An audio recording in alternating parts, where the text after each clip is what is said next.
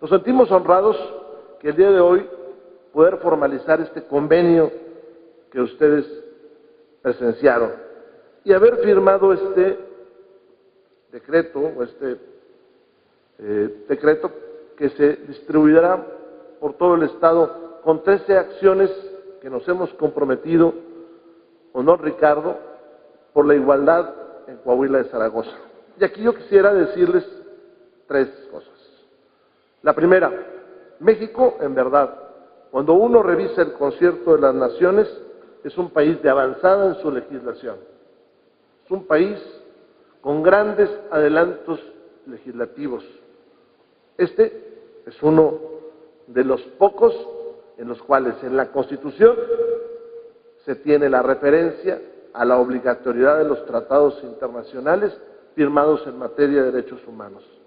Este es uno de los únicos países que en su Constitución tiene el mandato de la no discriminación, pero además que en su artículo primero hace referencia clara a segmentos de la población que hoy son discriminados, que hoy son vulnerados y que no debería ser así, porque en el mismo mandato se señala su protección y la obligación de ninguna autoridad para discriminar, la obligación de no discriminarlos de las autoridades.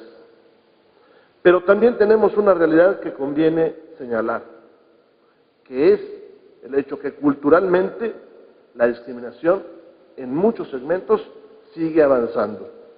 Creo yo que en otras cosas por la falta de difusión, creo yo que entre otras cosas por la falta de discusión. Pero hice una reflexión al principio sobre esto del campo. También, y hay que señalarlo, porque la discriminación está relacionada en muchos puntos con la relación de trabajo que tenemos, con la relación de producción que tenemos y con tratar de perpetuar privilegios para algunos que obviamente son desventajas para muchos y que incluso esos segmentos, para tratar de orientar la opinión pública hacia otras partes, toman como bandera actos que son discriminatorios en la supuesta defensa de la sociedad. Quisiera yo comentar 2 de estos casos en nuestro estado en la historia. El primero sucedió en los inicios del siglo anterior, cuando todos los que estamos aquí nacimos. Resulta que en la ciudad de Torreón fue masacrada la comunidad china, más de 400 muertos en un ataque a la comunidad china. Torreón tenía 15,000 habitantes. Yo me pregunto en qué parte de nuestra historia, de la historia de Coahuila, a nosotros nos enseñaron sobre la masacre de la comunidad china. En ninguna. No está en nuestros libros de texto. No está en nuestros libros y tampoco está en la disculpa que nosotros le demos a la comunidad china.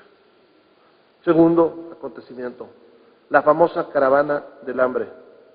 Díganme ustedes si no es en la Carbonífera, donde acá asiente una diputada, si en el resto del estado se estudia ese tema, se discute ese tema de las mineras y los mineros que recorrieron todo el país antes de llegar a la Ciudad de México. No era por aquí, por San Luis, había uno que irse hasta Ciudad Victoria y luego subir a las Huastecas para bajar y entrar a México por la México-Pachuca. ¿Quién? ¿En qué parte de nuestros libros de historia se encuentran estos acontecimientos con las voces de los descendientes de estas comunidades? No los hay. Pero lo traigo a presente. Hoy por nuestro territorio transitan miles de migrantes que cruzan por Saltillo, que cruzan por Torreón, que cruzan por Piedras Negras hacia los Estados Unidos, o por Acuña, o por los municipios fronterizos. Es importante el evento que mañana se realizará en el Congreso del Estado. Es muy importante, porque en Raúl Vera van a encontrar ustedes la voz que no le hemos dado a los migrantes. Es importante solucionar ese problema, porque no podemos nosotros permitir que sobre el ferrocarril viajen miles de hombres y mujeres que inician su peregrinar buscando trabajo, porque ese es el motivo central del migrante, buscar trabajo para dar de comer a su familia. No es posible que nos hayamos puesto de acuerdo para que transiten las mercancías y no para que transiten las personas.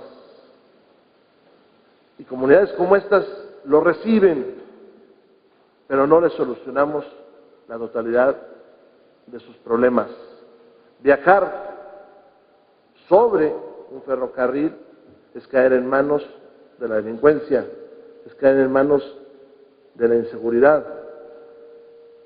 Más tristeza es cuando uno interroga a ellos y saben que ellos tenían para pagar el boleto del camión o para pagar el boleto del ferrocarril para ir adentro.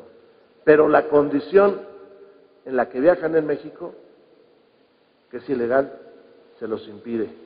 Pero nosotros los mexicanos, porque somos todos, no les impedimos pasar porque violaríamos sus derechos humanos. Entonces les permitimos ir arriba de un ferrocarril. Esa es la concesión que nosotros les damos. Por eso, mañana es bien importante lo que va a suceder en el Congreso. Como también es bien importante los trabajos que hoy se hacen para la modificación de nuestra Constitución y podamos eliminar pequeños rasgos de discriminación que todavía están en nuestra ley, porque esa es la segunda parte de don Ricardo. Si bien acabo de decir que la ley mexicana es de las más adelantadas, eso hay que transformarlo en políticas públicas, en hacer efectivo en el trabajo nuestro, lo que dice la ley. Y luego hay que impulsarlo en un cambio cultural, en un cambio informado, en un cambio que debata. Esa sí es obligación de quienes gobernamos, impulsar el cambio, impulsar la no discriminación, impulsar las políticas públicas, porque somos electos para eso, para construir un Coahuila incluyente, un Coahuila para todos, un Coahuila donde todos tengamos todos los derechos. Agradezco esto. Aquí encontrarán ustedes, lo van a distribuir a todos, por eso no lo leo, acciones concretas que instrumentaremos junto con el Consejo Nacional. Pero también le quiero decir a don Ricardo que he dado instrucciones al secretario de Gobierno y al secretario de Finanzas para que fortalezcamos nuestra instancia local, porque atrás de las políticas públicas, se lo digo al alcalde, tiene que haber recursos, no solamente buena voluntad, para que podamos avanzar y que para este Estado sea un Estado de todas y todas. Que no vale tampoco tomar uno solo de los temas de discriminación y hacerse ajeno al siguiente, porque eso resulta entonces mercar políticamente de un tema tan importante como este. ¿A qué me refiero? Que no se vale tomar un solo tema que puede ser el que la mayoría del país le tenga simpatía y explotarlo políticamente, cuando por otro lado tengamos temas que tal vez causen controversia y que para los que se requiere valor y poner sobre la mesa también el capital político para hacer justicia. Así están temas importantes. Necesitamos todos poner sobre la mesa nuestro capital político para hacer justicia. Muchas gracias.